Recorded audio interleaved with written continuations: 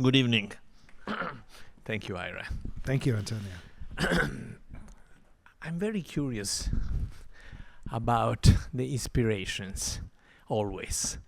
But when you mention a few films, which you will see, we'll screen a few clips now, I was a little bit surprised, I must be honest. So why don't we start this conversation, if you want, from the montage, or at least from the titles that you picked? Sure. I'm going to show a clip of 5 or 6 films. It's about 8 minutes, 9 minutes long. And I do that because really for me, a lot of the pleasure and the thought around making this film, and was for me relishing in the pleasure of a cinematic history that I feel intimately connected to as an artist. It's a film about art making, and it's a film about portraiture, and it's also a film about cinematic portraiture and the ways in which the camera can be used unexpectedly to bring us closer to a kind of intimate revelation of the individual. I will say, and I guess this is my lead to the clip reel, is about 4 weeks, 5 weeks before I started shooting the film. And I will say, for those of you who don't know much about Peter Hujar's day, it's based on a transcript of a conversation that took place in 1974 between the writer Linda Rosenkrantz and her friend Peter Hujar. Linda had the idea to invite a number of her artist friends to her house and ask them what they did the day before. And she thought she would take these transcripts and publish a collection of essays about everyday life in the 70s in the artistic world. She ended up not publishing the book. She lost the audio tape, but about 5 years ago, she donated the transcript for the tape to the Morgan Library, which has an extensive Hujar archive. And a few years later, there was a young graduate student going through the archive, and he found this transcript. He had 2 friends who were recent publishers that started a publishing company, and they decided to publish the transcript of the conversation between Peter and Linda pretty much verbatim as a book.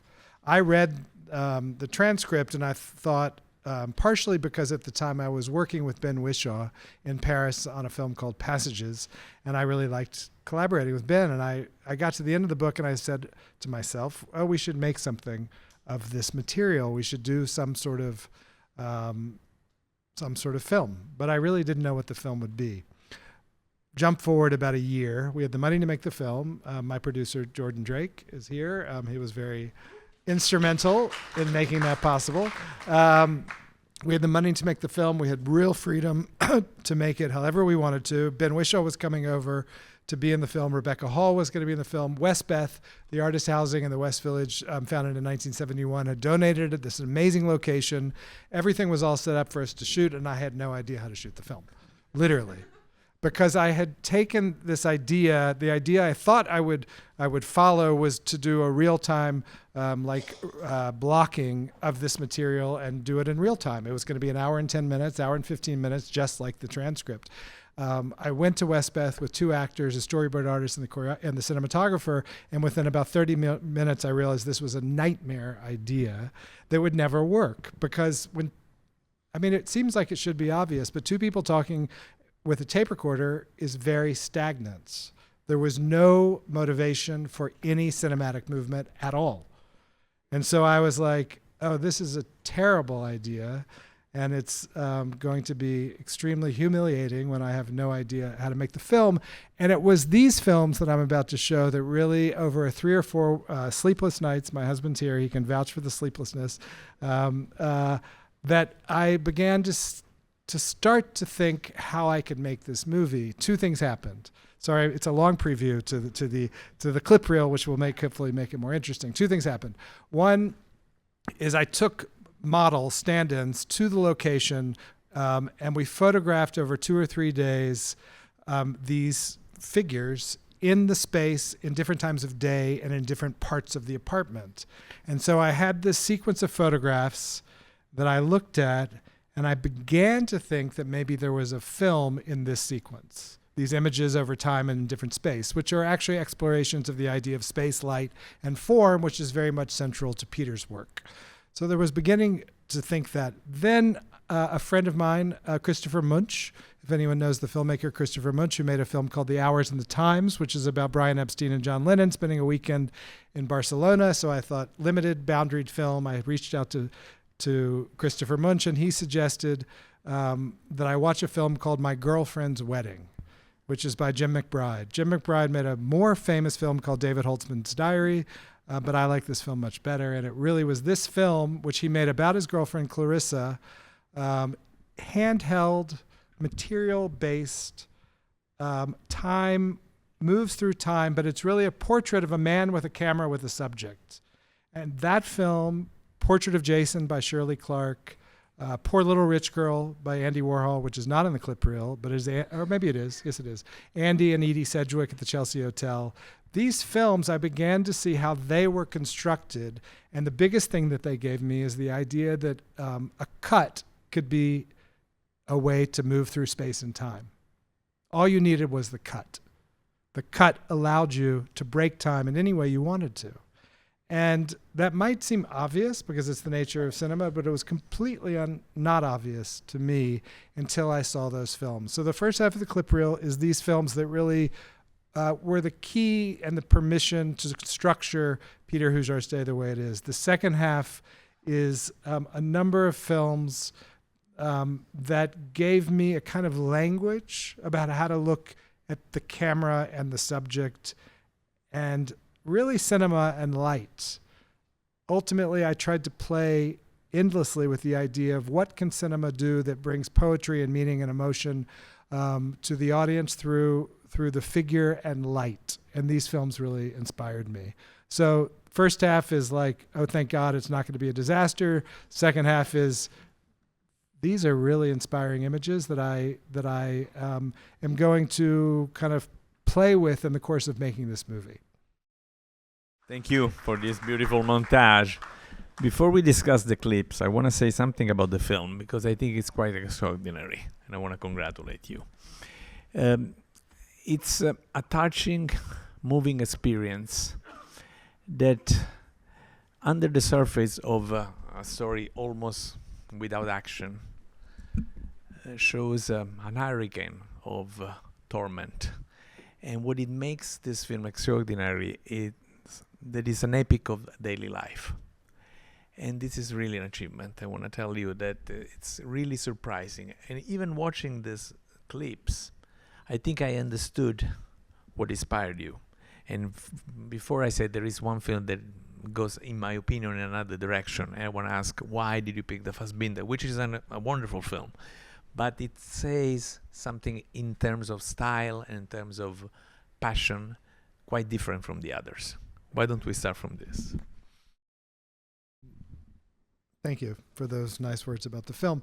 I think what the Fassbinder, the PLA clip, I think in general what I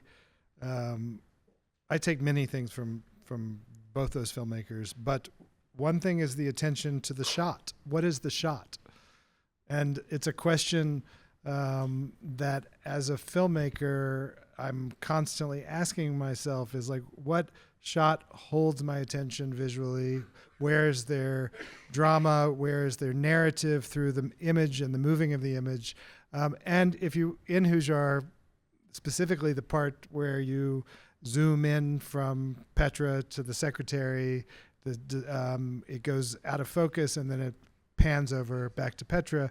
It's in. There's a version of that in the film between Ben and Rebecca. And for me, I guess there's a way in which I've always kind of I haven't been secretive about my influences, but in this film, I just said, oh, have fun. Like, enjoy the way that cinema is part of my historic imagination and a part of my thinking, literally part of my thinking. What I thought watching that Fassbinder clip, which I love now, is that you actually see the third woman at a certain point. She's on the bed and you see her having to back out like this because because the dolly is getting to, that's a dolly. It's not a zoom. The camera's getting too close. She's got to get out of the way.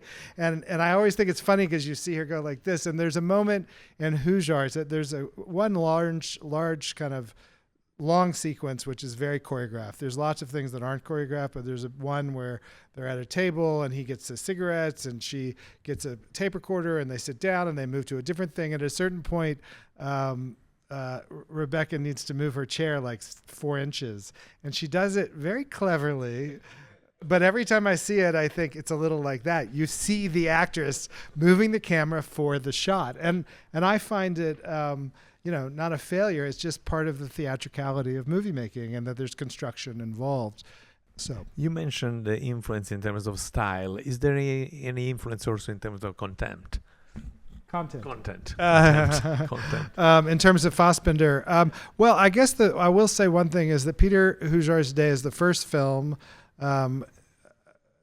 Pretty much, Alfred Molina did one day for me in a foreign accent once, but I've never worked with actors asking them to change their accents until Peter Hujar's Day, where I had 2 British actors playing Americans and working in dialect. And for me, it was instantly a theatrical film in a way very different than my work previously. There was always an interest in construction, theatricality, artificiality, and the making of. You mentioned how the shots of these great filmmakers somehow influence your way of filming. How about the work of Peter Hujar? Did any of his photographs influence you? Yeah, and I want to say when you say great, I feel very embarrassed, like kind of humiliation, because to me these are particularly great artists, and I've worked twice with a cinematographer, Jose De Hai, who did Passages, and we just made a film recently together, and she calls these people in my life my monsters, because they will always be greater. Right? There's a huge anxiety of influence that you try to engage and you always fail. So when you say great, I go like, yes, I know, they're so great. I'm very aware. I think, what was the question? If there is any shot, any photos by Peter Hujar. I actively did not spend a lot of time, if you can actively not do something, looking again at Hujar's work, because I know it very well, and I know it very personally and intimately, and I did not want to consciously spend a lot of time thinking about it. That being said, there's certain things that are Hujar-esque, particularly how people sit on couches and sit on beds in the film.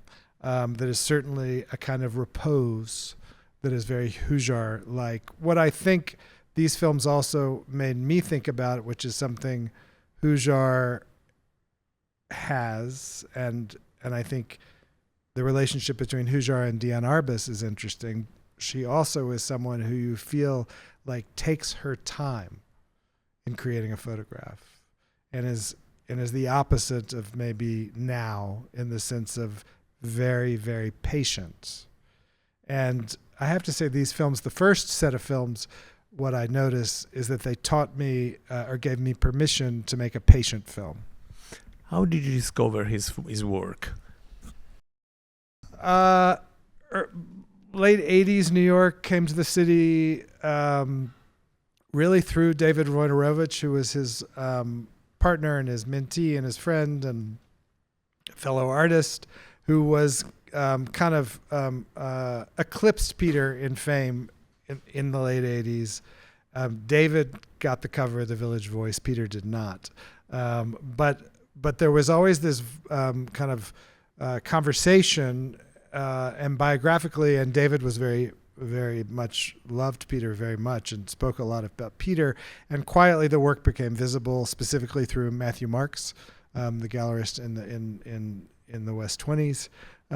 There started to be shows, and then you felt like, partially because of his death in his 50s in 87, you felt like there was just something limited, and the limited nature, which was both certainly tragic loss, also made every image very precious.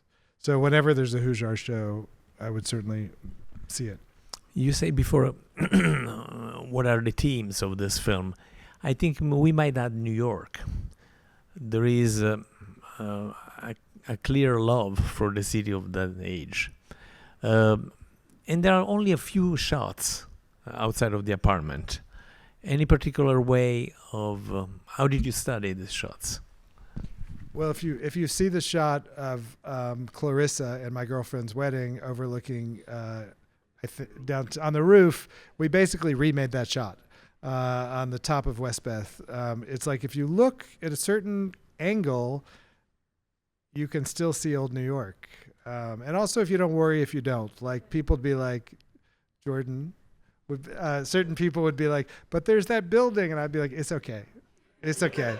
No, but it doesn't matter. It's fiction. And I think that was also, I mean, Jordan was on my side. I'm not, but I would say that from the beginning, the first shot of the film almost is a clapper, meaning the thing in the movies that says you're making a movie. And I was like, I'm making a movie. It's a movie.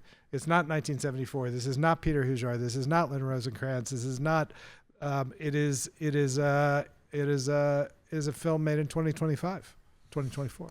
I'm curious about Janus one of my favorite filmmakers. Why this particular film? Well, this Are film, you familiar with this film? A Dirty Story is a fascinating film in which somebody tells a kind of perverse story about spying on women in a basement of a French cafe, and then an actor does the same story in the second half of the film. So twice. And I think for me, Eustache, also his film Numero Zero, which is about an hour interview with his grandmother. Both those films said if people are interesting, you can watch. Like, it's okay. You can just listen. And I wasn't certain really until we started shooting that the film would sustain feature length, until Ben started to speak. And the fact that Ben Whishaw can make every word, and I could say this almost objectively, he makes every word vivid and alive. Like no image, no character, no person in his life doesn't exist through his translation of the text. And for me, once that happened, Eustache told me how to shoot people talking and people listening in a really interesting way. How about Maurice Pialat? I think he's one of the great unsung heroes of French cinema. And in particular this film, which was his least successful, I think. And by the way, did you know that he wanted to cast Simone Signoret as the lead? And she refused. Yes. Apparently she said, "Do you see me dying of cancer in Champs-Élysées?" No way. So tell me about Pialat. I will have to say, thank the Lincoln Center. I think in my life as a filmmaker, there's been like certain periods. There was initially a very big Cassavetes period for me, and then there was a Ken Loach specifically in the late 70s and early 80s. Actually an interest in both the image, but also in a kind of realism that was almost photojournalistic. And then, because of the film Lincoln Center, where there was a retrospective and seeing Pialat was like the person who took me out of Loach and out of Cassavetes, and then I could never get over him. So he has been for me. Which one is your favorite film? All of them. Okay. Every frame of every one. I mean, really. I love Under the Son of Satan. I think that's. Yeah, I mean, I think that there is an achievement there. Pialat, I think, is the Cassavetes of a French independent cinema of the 90s, particularly in the sense that he was so enormous, what he was able to do. But also in that film, he's working with Nestor Almendros. So really, what I love about that film is the color and that shot is the color and the image and the structure of the room and the space. And I think Pialat, that film, almost you don't really even notice it until like you've seen it a couple of times, but it's almost every scene is almost one shot. Like there's very few cuts in that movie, but the image really holds. And I think there is a understanding of space, light, and form which ultimately are the things that interest me the most in Peter Hujar's day, which is space, light, and form. What did they do to psychologically? What did they do emotionally to the viewer? How about the chilly night? That was another surprise to me. Which one? Oh, the Shirley Clarke? Yeah. The Portrait of Jason? Oh, well, interesting, a surprise. I mean, I think I was looking at films. My sister, Linda Sachs, is an experimental filmmaker. She happened to have a list of 50 films made in one room. And it was really like, wow, that's convenient. My sister has a list, and she sent it to me. I mean, really, it was kind of incredible. And so I went through all of them with my wonderful, I have 2 young film people who work with me, and they're able to find everything, really in the dark web. And Shirley Clarke was actually one of the ones I knew before. You know, how do you spend time in a room? And you know, I did look at things like My Dinner with Andre, but that's not a very good looking film. Sorry. I mean, it's not a film that's about the image. It's about the text, ultimately. And I couldn't, that wasn't what I was interested in. So Shirley Clarke is about the image, really. Why did you pick this particular scene? That's the opening. Yeah. Because it was, often when I go watch films, I don't watch them all the way through. So I'd seen that part a lot. Tell me about the production of the film. I mean, this is a wonderful film, but not exactly an easy film. It's how did you convince people to give me money for it? Yes. Oh, I should ask Jordan, who did a good job at doing that. We convinced them that it was an art project and that it would be valueless, possibly, except as an object of art. Meaning they took a leap thinking that it would not be sold. It was definitely, ultimately we made it an entertaining film. So it ended up being a film that was engaging in ways that I wasn't certain it would be. I think that there were a number of people who were interested in Hujar. They were interested in working with me and with Ben, a couple of advertising companies that were interested in getting into feature work, one from Barcelona, one from London. We were really lucky to meet the right people. I mean, to have the right introductions. It's a very low budget film, but we had what we needed. And the actors, I mean, we haven't really talked about that, but the actors just trusted that we would do something together, and they had no expectations of what it might be. It's funny. I don't really like to answer that question because I don't think you get extra credit for either being more than you expect or less than you expect. Do you believe that the language of images is somehow destroying the language of words? There is a moment in a great novel by Victor Hugo called Notre Dame de Paris, where 2 of the characters look at the sculpture on top of the church, and one says to the other, "This is killing that," meaning "Ceci tuera cela." Words are, images are killing the words. As before, sculpture killed the words. Do you think now cinema, television, or whatever is killing the words? Well, that's an interesting question. Or changing, if not killing. Well, I think the boob tube is winning. I mean, I really think television is having it's like we thought it would happen in the 60s and 70s, but it's happening now. That cinema is having a hard time surviving in a world of television. I think that's really true.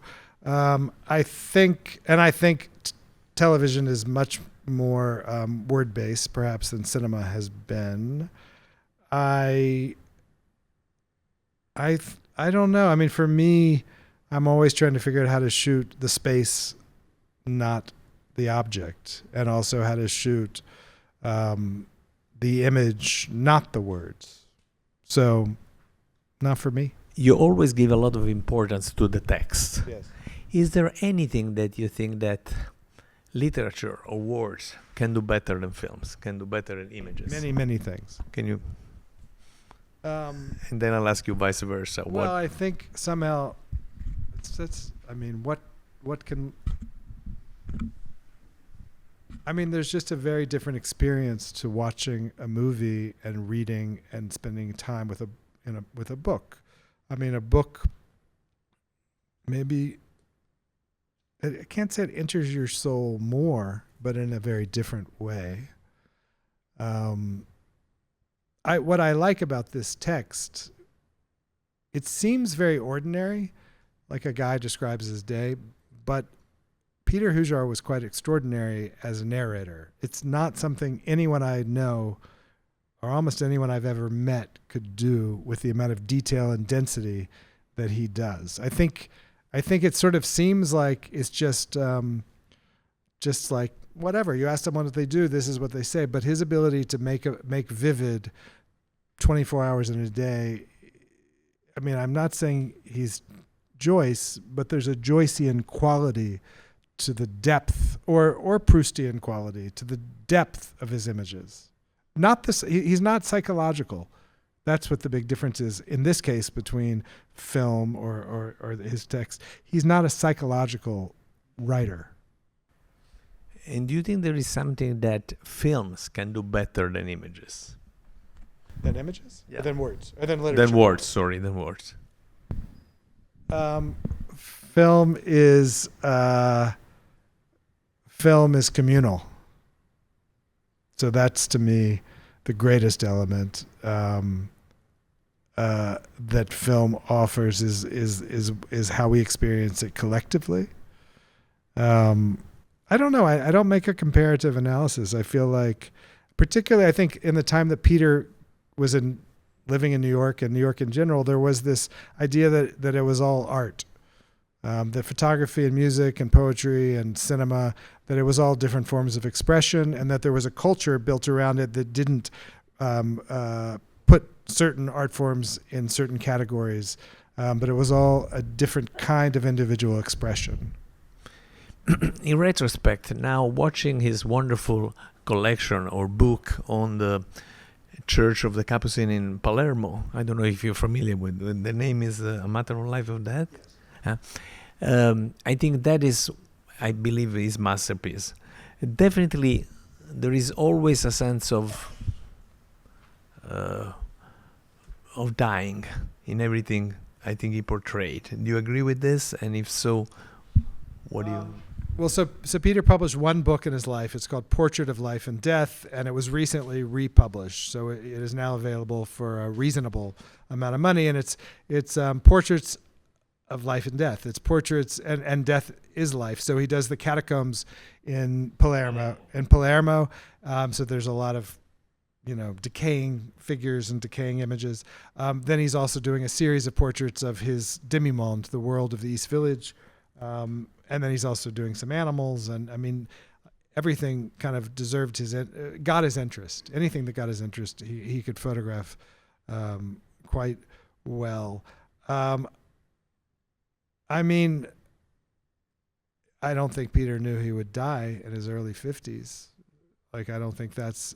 when I made the film, which is set in 1974, the two things I tried not to think about consciously, one was Peter's work, as I said, and the other was AIDS, because it was so overwhelming.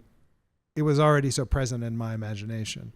I didn't have to think about it consciously to have it be present in almost every frame of the film. And it's certainly the story that I would say Rebecca and I are telling with the film, which is observing someone who is so alive, who is not going to live for very long. And I think a lot of the sorrow in the film is an awareness of that vulnerability, temporality, and finality. That 74, he died in 87, so 13 years later he was dead. You say that Piala is one of your, reference points. Yes, after Piala, any other filmmakers that inspired you more recently?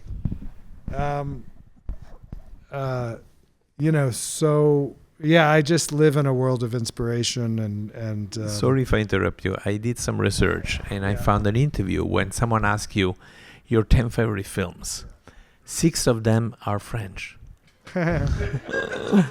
They're fantastic films, but yeah, I mean, I think there was a way of European cinema.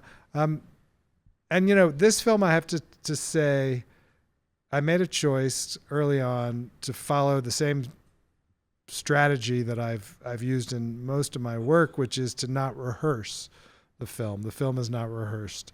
And on the first day of shooting, when Ben Whishaw had 55 pages of dialogues to prepare without any rehearsal, and I trusted him, and I was right to trust him because he knew the lines, but he had not internalized the lines to the point in which I needed him to as a performer.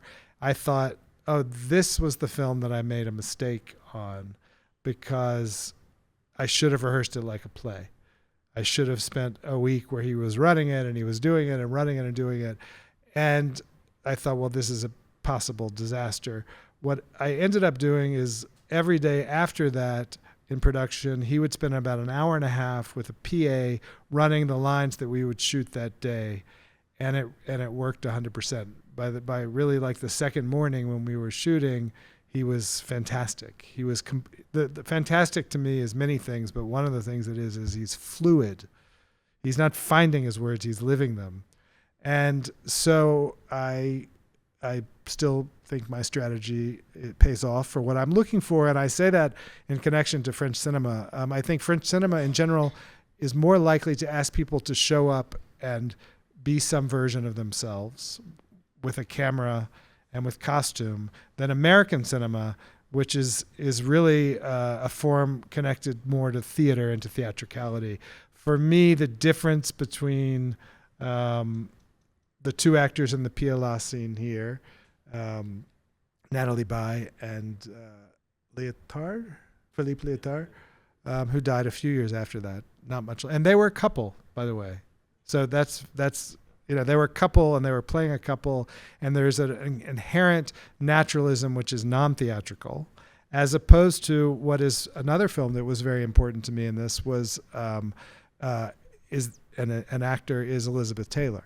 Elizabeth Taylor to me is the great American actor, like the best, because she's utterly unreal and she's always totally authentic.